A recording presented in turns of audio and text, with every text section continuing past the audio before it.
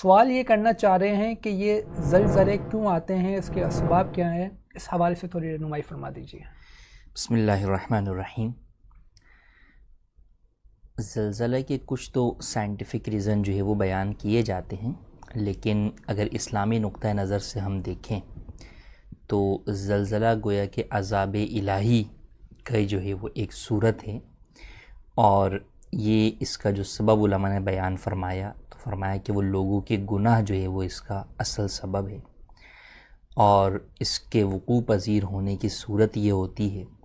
کہ اللہ پاک نے جو پہاڑ پیدا فرمائے ہیں ان میں ان پہاڑوں کا گویا جو ایک سردار ہے وہ ہے قاف پہاڑ، اور اس پہاڑ کی رگیں جو ہے وہ تمام دنیا کے پہاڑوں میں موجود ہیں۔ جب کسی جگہ زلزلے کا حکم الہی ہوتا ہے تو اللہ پاک جو ہے وہ قاف کو حکم دیتا ہے، تو قاف اس علاقے میں موجود اپنی جڑوں کو جو ہے وہ ہلاتا ہے، جس کے سبب اس جگہ کی زمین کے اندر لرزہ پیدا ہو جاتا ہے اور زلزلہ پیدا ہوتا ہے۔ تو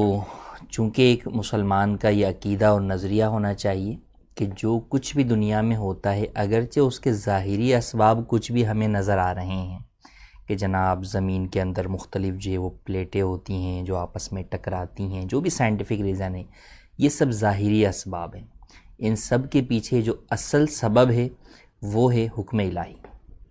ہر چیز رب تعالیٰ کے حکم سے ہی وجود میں آتی ہے۔ یہی ایک مسلمان اور کافر کے نظریات کا بنیادی فرق ہے کہ مسلمان کا یہ نظریہ ہے کہ یہ تمام چیزوں کے لیے جو اسباب ظاہری ہیں، یہ تمام اسباب ظاہری محتاج ہیں رب کے حکم کے۔ بہرحال یہ چونکہ عذاب الہی کا گویا کہ ایک وہ ہے،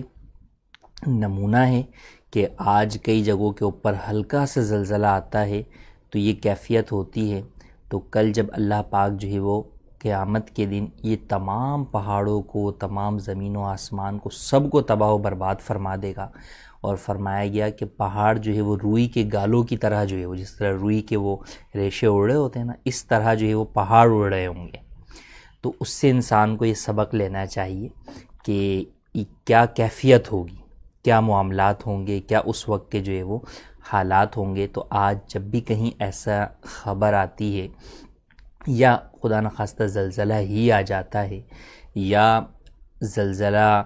کے کچھ جھٹکے ہی جو ہے وہ محسوس ہوتے ہیں، تو ایسے وقت کے اندر احتیاطی جو حفاظتی تدابیر ہیں وہ تو اختیار بالکل کرنی چاہیے، مگر سب سے بنیادی چیز جو ہے وہ ہے اللہ پاک کی بارگاہ میں توبہ، رجوع، اور رب تعالیٰ سے ہی جو ہے وہ دعا کہ یا اللہ ہم گناہ گار ہیں، ہمارے گناہوں کا یقیناً یہ جو ہے وہ زلزلہ وغیرہ جو ہے وہ یہ ہمارے گناہوں کا ہی نتیجہ ہیں، مگر ہم جو ہے وہ تیرے ناچیز بندے ہیں، ہم جو ہے وہ تیری بارگاہ میں معافی کے طلبگار ہیں۔ تو در حقیقت کرنا یہ چاہیے،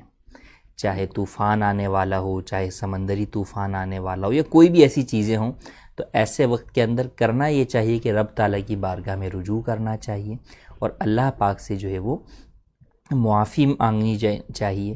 پھر اگر وہ چیز جو ہے وہ ٹل جائے تو اس پر بھی رب تعالیٰ کا شکر ادا کرنا چاہیے،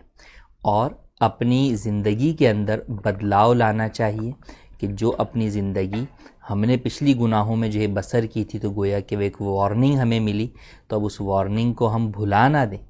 بلکہ یہ سوچیں کہ اگر یہ وارننگ واقعی حقیقی معنوں میں جو ہے وہ ہم پر آ جاتی